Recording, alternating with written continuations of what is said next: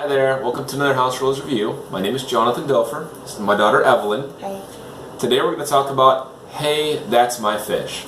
This is the third video in our videos about Christmas and winter themed games for our Christmas in July event, which is happening at Serenity Games in Seminole, Florida. Hey, That's My Fish is a fun little game by Fantasy Flight Games. Now this is actually technically a reprint by Fantasy Flight. Apparently it was printed by Mayfair. I don't know about how long ago that was. I probably should have looked at that, but I forgot. But what I can tell you about the Mayfair game is that the Mayfair version is much bigger. The tiles are more towards the size of Catan tiles. And the penguins that you get, which these are the penguins in the Fantasy Flight one, they're a little teeny, but they're very cool. They have neat little sculpts. Each of them are a little bit different, right? So there's this guy who's kind of trying to grab a fish. You've got this guy here who's trying to run away with some fish. You've got this guy here who's carrying a bundle of fish. They're all really neat. In the Mayfair one, they all have a pretty similar pose, but they're all painted, so that's a little bit different, and they're larger as well. The difference too, though, is the Mayfair one is out of print, so where it costs between like $30 and $40, this guy is on Amazon for like $11.99. So it's a little bit smaller, it's a little bit cheaper. We're going to show you a quick thing about how to play. We really like it. It's a very simple game for children. It doesn't take too much to do, but it's still challenging for adults too. There's a little bit of thought process on the movement and where you move. You start out placing some penguins and then kind of move them from there. Evelyn, like, what were your thoughts on the game when we first played it? It was kind of hard by the decision of what type of fish you want, like 3s, 2s, 1s. You don't know which one. Yeah, because there are different value tokens on the board. There's a 1 fish, a 2 fish, and then a 3 fish. And there's those same values scattered throughout the board. We're going to tilt this down for a second and kind of just show you a little bit about how to play a quick partial game, and then kind of talk about our thoughts at the end of it from there. So we've already got the board set up. Now all of these tiles, usually when you store them, they just kind of give you a bag to throw them into. And you know, most of the things that I read online about the tiles were that it was really hard to set up, it took such a long time, blah blah blah. Okay, listen, I set this board up exactly as you see it in less than 60 seconds. It doesn't take that long. Basically, you just kind of dump them all out, shuffle them around a little bit, make sure they're all face up, and then try to get them into these rows by the hexagon, right? And it doesn't have to be a perfect square, just kind of make a shape. Then from there, each player has their penguins, right? And you just go back and forth. You have to place your penguin to start on a 1 fish space. So I might place mine there, and then Evelyn would place one.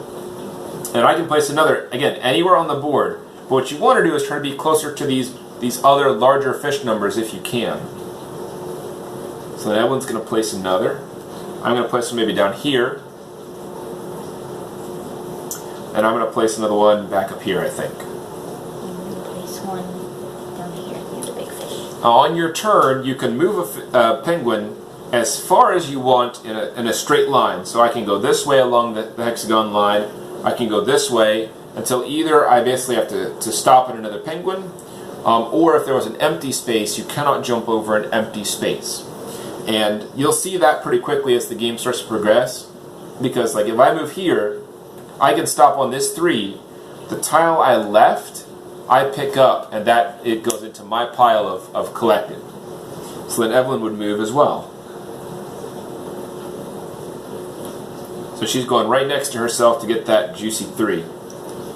So then you can see that, and you can see when we bump the tiles a little bit, just kind of push them back in place, not that big a deal. But you can see, whoops, there we go, that we start to have kind of these openings in the ice. And so like I can't take my penguin on that or over that opening, and I can't go back this way over the opening either. So maybe what I might do is I might move this guy in and take this one on the edge. And then Evelyn would go again as well. Oh, and by the way, the most important part is you have to take the tile behind you. Right, that she's right. You whatever tile you're taking the one that you left, not the one that you move on to. You'll take that one on a subsequent turn once you move off of it. Right. Right. So now she's picking up that 3. So now she's got a few more points than I do because she has 4, whereas I only have 2 right now. Right. So, and the game would just kind of keep going like that. Now, one thing that does tend to happen, I'm going to like shift this a little bit. Let's say that that maybe tiles have been taken and they got stuck like this, to where my guy here is stuck all by himself on this little island. As long as you can make enough moves to grab all these tiles, you just go ahead and collect them and then remove your guy from the board because he can't cross this, right? So as long as I can maneuver around to each of those in sequence without going backwards, then I just basically claim all of those, they become mine, and my penguin goes off the board. Now, if in the case of like, let's say this happened, where I was separated here, like that, then I would have to choose one. I would get this one that I'm on, I would get the one that I'm on there, even though I can't move off of it, and this one would just get discarded, right? And then at the end of the game, you basically just tally up points once all of the tiles have been taken or removed from the board. And there's 2 ways you can do the tally for points. One is you can just basically count your tiles. The other way is to count your fish. Usually if someone has more tiles, like if it's a lot more, they tend to be the one that's going to win anyway. So like if I have 20 tiles and Evelyn has like 10, or like Evelyn has 20 and I have 10, I'm probably going to lose.